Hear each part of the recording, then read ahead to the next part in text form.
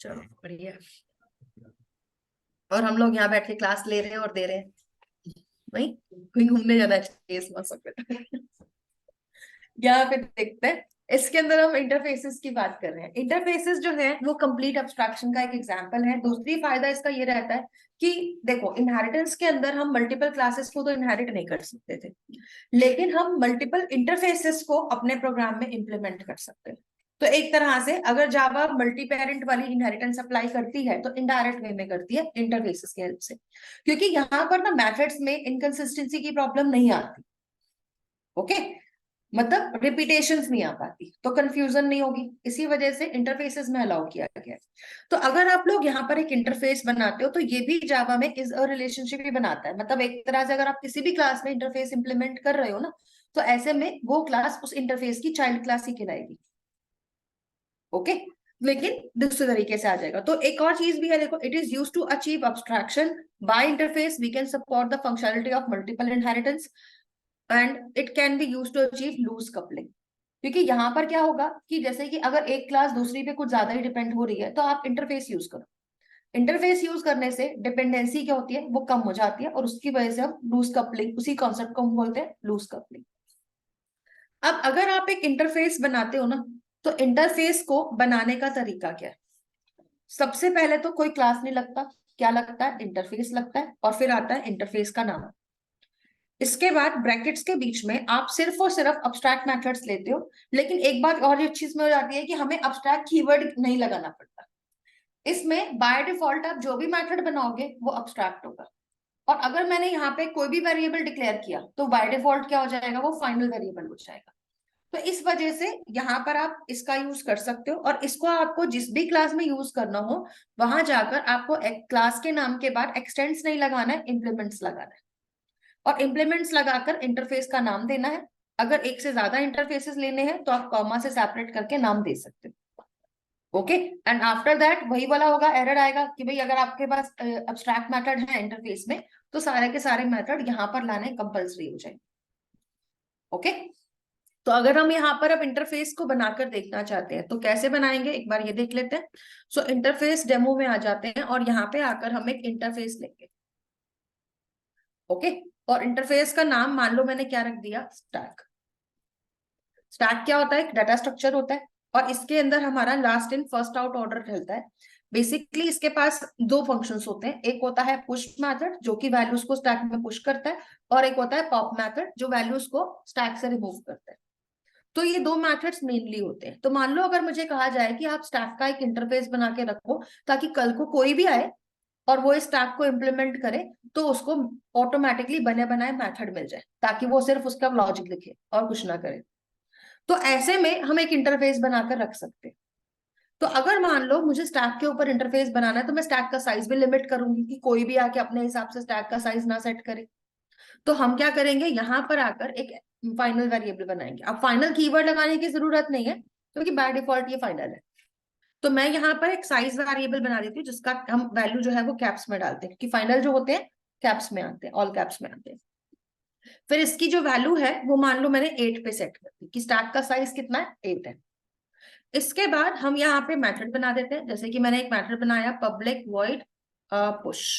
Push क्या करेगा, एक इन टाइप की वैल्यू लेगा और उसको स्टैक में सेट कर देगा। अब ये मेथड बाय डिफॉल्ट क्या बन गया, अब्स्ट्रैक्ट मेथड बन गया, कोई अब्स्ट्रैक्ट कीवर्ड यूज नहीं किया हमने। ऐसे ही यहाँ पर हम एक और मेथड बना देते हैं पब्लिक इंट। ये क्या करेगा, एक इन टाइप की वैल्यू को रिटर्न करेगा पॉप करके। ऐसे ही मैं यहाँ पर एक और मेथड बना रही हूँ जो कि चेक करेगा कि कहीं स्टैक खाली है तो नहीं है, इज एम्प्टी। ऐसे ही हम यहाँ पर क्या बनाएंगे, इसको बूलियन बना देते हैं। और एक इंटरफेस भी दूसरी किसी क्लास को एक्सटेंड भी कर सकता है और इम्प्लीमेंट भी कर सकता है, मतलब ये भी किसी का चाइल्ड बन सकता है। ओके, तो ये चीज भी ध्यान में रखनी है। तो यहाँ पे हम ले लेते हैं पब्लिक बूलियन इज, क्या ले लेते हैं, फुल। तो मतलब ये सारे मेथड्स तो मुझे चाहिए ही चाहिए। इसको सेव कर देते हैं। अच्छा, एक और मेथड बना देते हैं पब्लिक वॉइड डिस्प्ले।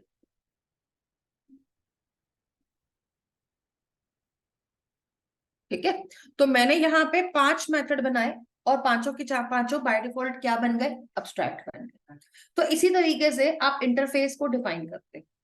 जब इंटरफेस डिफाइन हो जाता है तो कंट्रोल एन करते हैं और यहाँ पर हम एक क्लास बना देते हैं। क्लास का नाम हम रख देते हैं स्टार्ट डेमो। अब अगर मैं इस क्लास में आती हूँ तो मुझे यहाँ पर क्या यूज करना है, इंटरफेस यूज करना है, क्योंकि स्टैक से रिलेटेड है। तो भाई स्टैक के फंक्शन ऑलरेडी है, तो मेरे को टेंशन लेने की जरूरत नहीं ना कि क्या क्या बनाना है, वो तो मुझे ऑलरेडी पता चल जाएगा किसको इम्प्लीमेंट करने से, स्टैक को इम्प्लीमेंट करने से। सो इम्प्लीमेंट्स करेंगे स्टैक को। अब जैसे ही स्टैक को इम्प्लीमेंट किया इसने एरर दिखा दिया और यहाँ पे ऐड किया अनइम्प्लीमेंटेड मेथड्स। तो मतलब मुझे बनी बनाई फंक्शनलिटी मिल गई कि हाँ भाई ये वाले मेथड तो आपके पास होने ही चाहिए। ओके, तो यहाँ पे हमारे पास सारे के सारे मेथड आ गए। बस अब हमें ये सोचना है कि इसके अंदर कोड कैसे करना है, और कुछ नहीं। अब अगर मैं इस इंटरफेस का यूज कर रही हूँ तो मैं क्या करूंगी, अब इस इंटरफेस के अंदर लेट्स सपोज हम एक एरे ऊपर बना देते हैं सिंपल सा, ठीक है, और एक स्कैनर भी बना देते हैं। एंड आफ्टर दैट यहाँ पर हम क्या ले लेते हैं, एक यहाँ पर हम क्या ले लेंगे,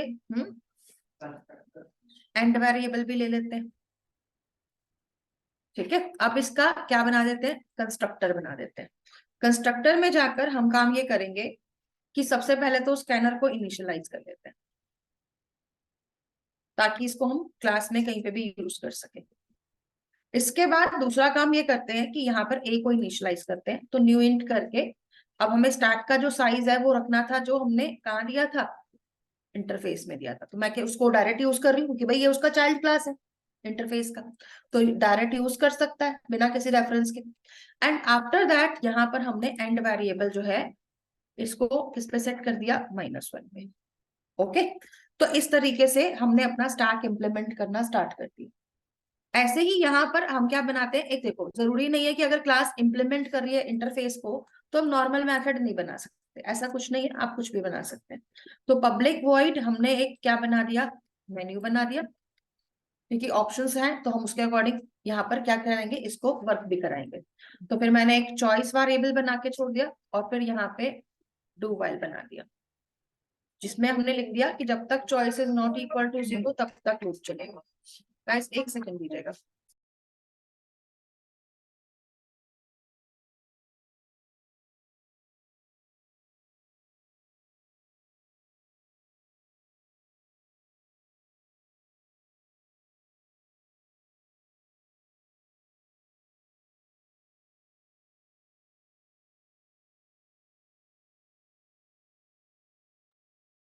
ठीक है, चलो यहाँ देखते हैं, चॉइसेस नॉट इक्वल टू 0 रहेगा। इस तरह से यहाँ पे हम क्या करेंगे, इसमें 0 पे एग्जिट लगा देते हैं एज यूजुअल, और यहाँ पे हम 1 ऑप्शन पे क्या लगा देते हैं, पुश वैल्यूज। ऐसे ही यहाँ पर हम तीसरे सेकंड ऑप्शन पे क्या लगा देते हैं, पॉप वैल्यूज। और यहाँ पर हम क्या लिख देंगे, डिस्प्ले स्टैक एलिमेंट्स। ठीक है, और यहाँ पे हम इसमें क्या ऑप्शन दे देते हैं, फिर एंटर योर चॉइस।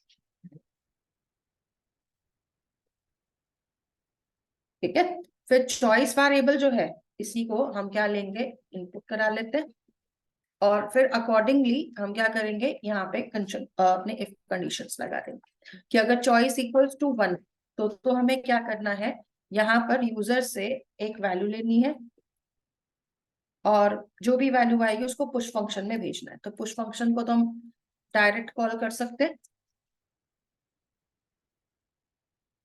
ठीक है, और इसी में sc डॉट नेक्स्ट कर देंगे। ओके, तो ये क्या करेगा, वैल्यू पुश करवा देगा। ऐसे ही इसी का क्या बनाएंगे, एल्स इफ बना देंगे। एल्स इफ में हमने लिखा कि अगर चॉइस इज इक्वल टू 2 आती है तो ऐसे में हमें क्या करना है, वहां से वैल्यू को पॉप कराना है। तो हमारे पास जो भी वैल्यू पॉप होके आ रही है वो हम यहाँ पे लिख देंगे पॉप्ड वैल्यू, और यहाँ पे हम पॉप फंक्शन को कॉल कर लेंगे। ऐसे ही यहाँ पर एलसिफ में अगर चॉइस की वैल्यू क्या आती है, 3 आती है, तो हम यहाँ पर क्या लेंगे, इसमें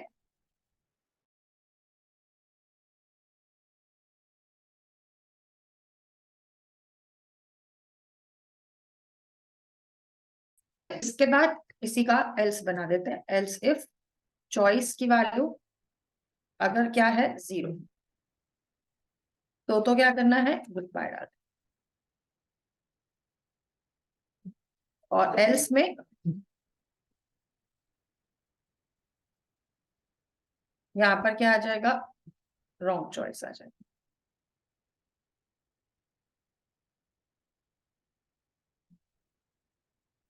ओके, तो इस तरीके से आप क्या करेंगे, यहाँ पर स्टैक को सेट कर लेंगे पहले मेन्यू को। अब जब आपका मेन्यू सेट हो चुका, तो मेन्यू के बाद में अब हम कहाँ जाते हैं, अपने फंक्शंस में आ जाते हैं।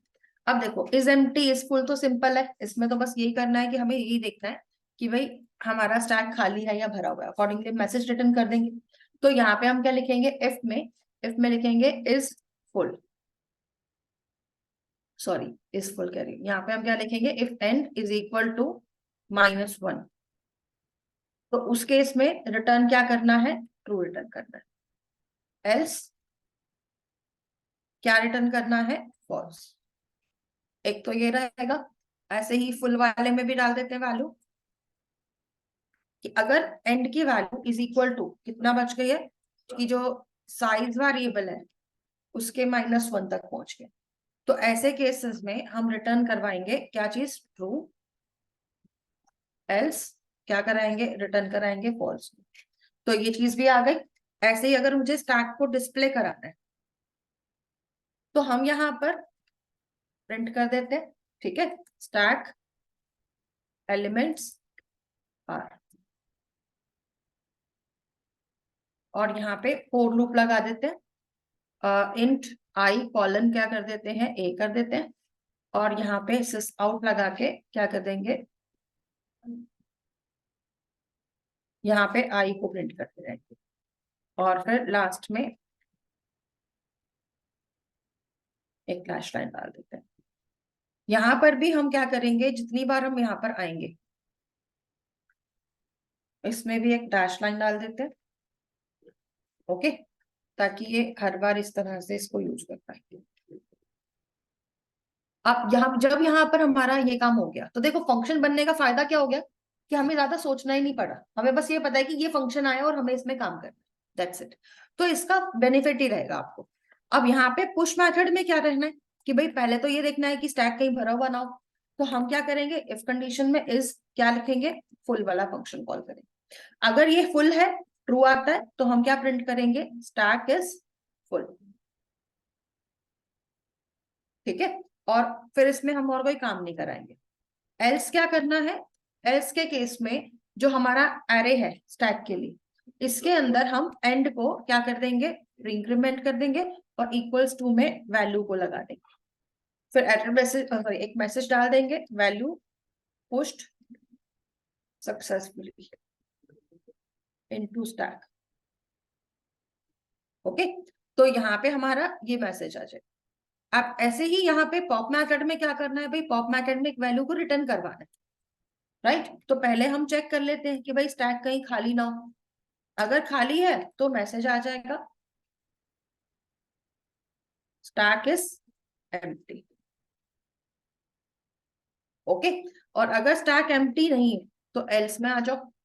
अब एल्स में तो आ रहे हैं, लेकिन यहाँ पर हमें ना वैल्यू तो रिटर्न कराना ही कराना है, तो हम क्या करते हैं, यहाँ पर हम चलो इसको छोड़ देते हैं, यहाँ पर आते हैं और एक इंट डेटा ले लेते हैं, और डेटा में जाकर हम क्या लेंगे, ए के एंड वाली वैल्यू जो है वो उठा लेते हैं पहले तो, ठीक है। और फिर ए के एंड पे हम क्या करेंगे, माइनस माइनस करेंगे पोस्ट में, और यहाँ पे आके क्या लगा देंगे, उसमें 0।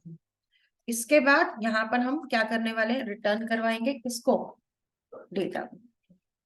अब अगर कंडीशन फॉल्स हुई तो रिटर्न 0 तो वो कर ही रहा है, ठीक है, तो उसमें जाने की जरूरत ही नहीं है। तो ये चीज हमारे सारे मेथड्स बन गए, तो इजी हो गया काम हमारा इंटरफेस बनने से।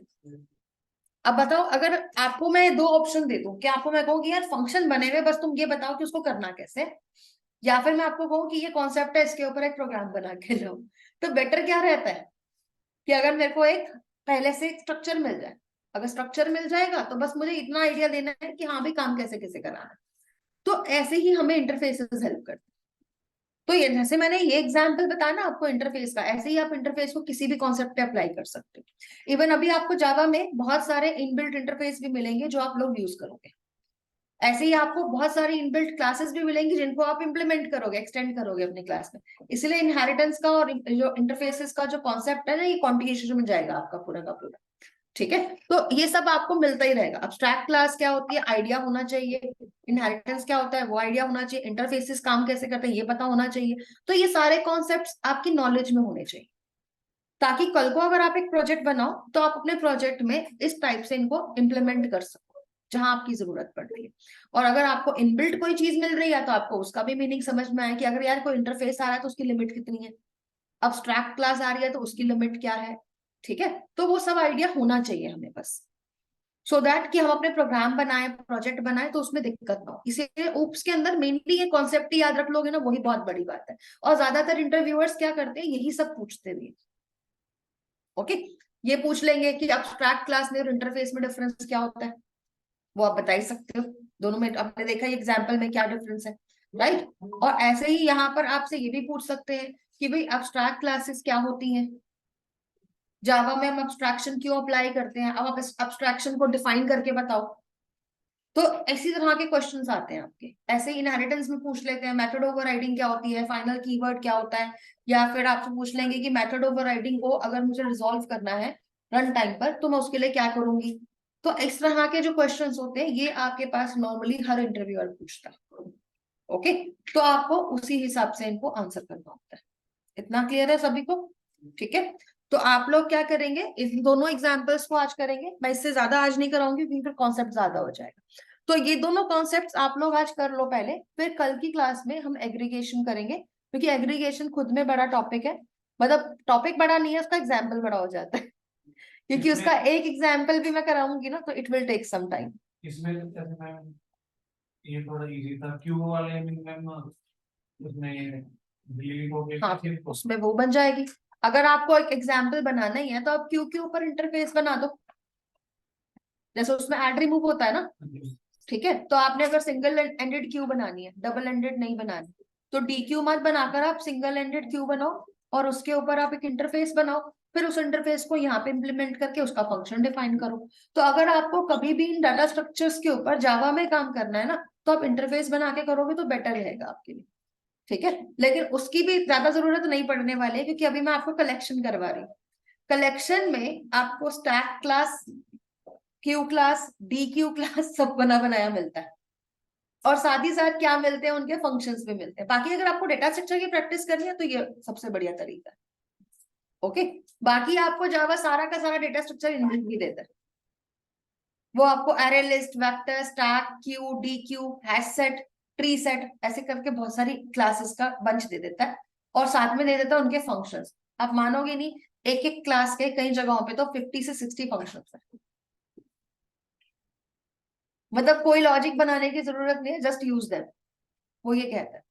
ओके, तो इस तरह से आपको मिलेगा। इसीलिए मैं कह रही थी कि कलेक्शन की क्लास लोगे ना, उसमें बहुत चीजें दिखेंगी तुम्हें यूज करते हुए। और अब आप लोग इतना सीख चुके हो कि आप आराम से कलेक्शन भी समझ जाओगे, आपको दिक्कत नहीं आएगी। जैसे मैम वेक्टर किस चीज होती है, कैसे? डायनामिक एरे होता है। एरे वेक्टर जो है वो डायनामिक एरे होता है और एक्सटेंशन होता है एरे लिस्ट। एरे लिस्ट जो है वो एरे की तरह ही बैकग्राउंड में डेटा को स्टोर कराती है, लेकिन आप यहाँ पे इसके साइज को रन टाइम पर सेट कर सकते हो और डिफाइन करके मॉडिफाई भी कर सकते हो। मतलब अगर मान लो मैंने एक लिस्ट 5 साइज का बना दिया, तो एक तरह से मैं उसमें 5 एलिमेंट सेव करवा सकती हूँ। लेकिन कल को अगर मेरे पास 5 एलिमेंट और आ जाए तो मैं उनको भी ऐड करा सकती हूँ, तो एरे का साइज अपने आप मॉडिफाई हो जाएगा। तो इस तरह से वो हेल्प करेंगे। तो मतलब they are all data structures, बस ये कह लो कि ये एक डायनामिक डाटा स्ट्रक्चर है। ओके, तो वहां पे आपको हेल्प कर देगा। तो जितनी मेहनत मैंने आपसे एरेज में करवाई थी ना, रोटेट करना, बीच में इंसर्ट करवाना, फाइंड करना, ये सारे फंक्शन आपको बने बनाए मिलते हैं कलेक्शन फ्रेमवर्क में। ओके, तो ये आपको बेनिफिट मिलने वाला है। चलिए, तो फिर क्या करेंगे। हाँ, ये मैं शेयर कर रही हूँ आप लोगों को। आप अभी लिख रहे हो तुम? ओके, अभी आगे मैंने और कुछ किया नहीं। ऊपर का लेके जाओ। ओके ठीक है। इनकी जो वैल्यू मैंने टोटल ली है वो कैसे उसमें एरे में वर्क करता है, मतलब इतना तो समझ में आ रहा है कि इनकी वैल्यू इंक्रीमेंट होती आती है, डिक्रीमेंट होती है, तो वहां पे कैसे वो इंक्रीमेंट मतलब एरे में कैसे वर्क करता है।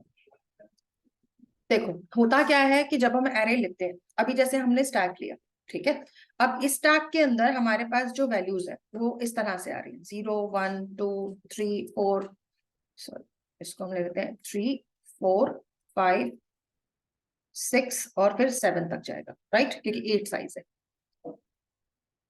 अब देखो यहाँ पर अब हमारे को इतना तो पता है कि इसका साइज क्या है। जैसे कि जब मैं एरे बना रही थी तब भी मैंने कहा था कि एंड वेरिएबल हम क्यों लेते हैं, क्योंकि जब हम यहाँ पर कोई भी वैल्यू सेट कराते हैं तो हमें नहीं पता कि हमारी आखिरी वैल्यू कहाँ जा रही है, इसीलिए मैंने स्टार्टिंग में इसको -1 पे रखा, ताकि जब पहली बार वैल्यू लें और इसको इंक्रीमेंट करें तो -1 में +1 हो जाएगा, तो क्या हो जाएगा, 0 हो जाएगा, जिससे कि मुझे एरे का पहला इंडेक्स मिल जाता है। तो इसी वजह से एंड वेरिएबल यहाँ पे और कुछ नहीं कर रहा है, जो भी वैल्यू सबसे लास्ट में आई है उसके इंडेक्स को होल्ड कर रहा है।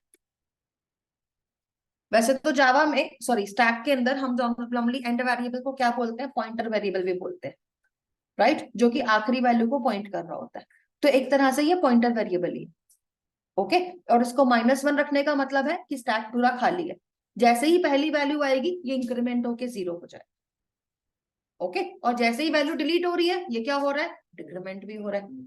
तो इस तरह से ये काम कर रहा है। अभी समझ में आया इसका, ठीक है। -1 का मतलब लास्ट में खाली, मतलब खाली है, नो वैल्यू, क्योंकि देखो 0 दे देते तो 0 भी इंडेक्स ही होता है। 0 देने का मतलब है कि स्टैक में एक वैल्यू है, तो 0 नहीं दे सकते, इसलिए मैंने 0 से भी पहले की वैल्यू दे दी। और यहाँ पे हमने इतना सारा काम कर लिया, प्रोग्राम को रन ही नहीं किया। मतलब हम उस स्टेज पे आ गए कि आप लोगों को प्रोग्राम ऐसे ही समझ में आ रहे हैं क्या, बिना रन किए, ठीक है। तो यहाँ पे हम क्या करते हैं, एक मेन फंक्शन ले लेते हैं फाइनली। अच्छा चलो एक बात बताओ, सिर्फ मेन्यू को कॉल करना है ना, ऑब्जेक्ट क्यों बनाए, सीधा क्या करते हैं, न्यू लिखते हैं, स्टैक डेमो लिखते हैं, शॉर्टकट बता रही हूँ, और डॉट करके क्या लिख देते हैं, मेन्यू लिख देते हैं, बस ऑब्जेक्ट बिना बनाए भी फंक्शन कॉल हो जाएगा, क्योंकि रेफरेंस से फंक्शन कॉल कर दिया। हाँ न्यू रेफरेंस तो बनेगा लेकिन कहीं सेव नहीं होगा। बस हमने फंक्शन बनाने के लिए न्यू रेफरेंस को ले लिया, दैट्स इट, और कुछ नहीं है, ठीक है। तो इस तरीके से भी हम काम कर सकते हैं। तो ऐसी बहुत अच्छी अच्छी चीजें बताती रहूंगी साथ के साथ, छोटी छोटी चीजें, ठीक है। क्योंकि अब आपको इतनी ज्यादा टेंशन वाली बात नहीं है, मुझे पता है आपका लॉजिक थोड़ा बहुत, मतलब ये नहीं कहूंगी कि बहुत अच्छा है, आई डोंट नो, वो तो आप जानते हो कि कितने प्रैक्टिस किया है, लेकिन ऊप्स भी आपको क्लियर हो गया काफी हद तक, और लॉजिक्स भी आपके कवर हो गए। तो अब आपका बस वो प्रोजेक्ट फेज ही आने वाला है। दैट्स वाई मैं अभी, आपने देखा होगा ज्यादातर प्रोग्राम्स जो है वो मैं कैसे बना रही हूँ, कॉन्सेप्ट वाइज बता रही हूँ, इसीलिए बता रही हूँ क्योंकि अभी जितने आराम से बैठे हो ना, अगले हफ्ते नहीं बैठोगे। अगले हफ्ते मैंने आप लोगों को काम देना स्टार्ट कर देना फिर से, और मैं आपको एप्स दूंगी एक के बाद एक बनाने के लिए। तो कम, मतलब ये है कि जितना आप रेगुलर प्रैक्टिस करोगे उतनी ज्यादा एप्स आप बना पाओगे। मेरी तरफ से मेरी कोशिश ये रहने वाली है कि कम से कम नहीं तो 5 ऐप तो मैं बनवा ही दूँ आपको, छोटी छोटी, लेकिन उसमें मेहनत बहुत है। मैं तो बनवा दूंगी, आप बनाओगे या नहीं बनाओगे वो आपकी स्पीड पे डिपेंड करेगा, ओके। तो नेक्स्ट वीक से आपकी ऐप डिजाइनिंग स्टार्ट करवा दूंगी। चलिए फिलहाल देखते हैं। तो देखो अगर मैंने यहाँ पर इसमें 1 वैल्यू को लिया और इस तरह से आए तो वैल्यू आ गई आपकी, और अगर हम यहाँ पे अभी इसको डिस्प्ले करते हैं तो फर्स्ट वैल्यू हमें फर्स्ट प्लेस पे मिल जाएगी। फिर मैंने दोबारा से वैल्यू को पुश किया, क्योंकि देखो last in first out order चलता है, तो यहाँ पे हम अगर कोई भी वैल्यू डालेंगे तो वो लास्ट में है, मतलब एक तरह से जो एरे में हम इंसर्शन कराते थे लास्ट वाला, वही काम कर रहा है यहाँ पे, ठीक है। और ऐसे ही अगर मैंने 2 वैल्यू को लिया, पॉप किया, तो पॉप्ड वैल्यू क्या दिखा रहा है, 48 दिखा रहा है। दूसरी बार 2 किया तो पॉप्ड वैल्यू क्या आ रही है, 77 आ रही है। तीसरी बार पॉप करने की कोशिश की तो क्या दिखा रहा है, स्टैक इज एम्प्टी, ओके, और पॉप्ड वैल्यू 0। तो इस तरह से ये काम करेगा। तो अगर आप यहाँ पर प्रोग्राम बनाते हो स्टैक के ऊपर तो इस तरह से बना सकते हो, ठीक है, और आपका प्रॉपर एक डाटा स्ट्रक्चर क्रिएट हो जाता है यहाँ पे। क्लियर है इतना सबको, ठीक है। तो अगली क्लास में हम कंटिन्यू करते हैं, अगर और भी किसी के कोई डाउट्स हो तो बता देना मुझे, वहां मैं हेल्प कर दूंगी, अदरवाइज नेक्स्ट क्लास में इसको कंटिन्यू करें, okay. Bye for today everyone.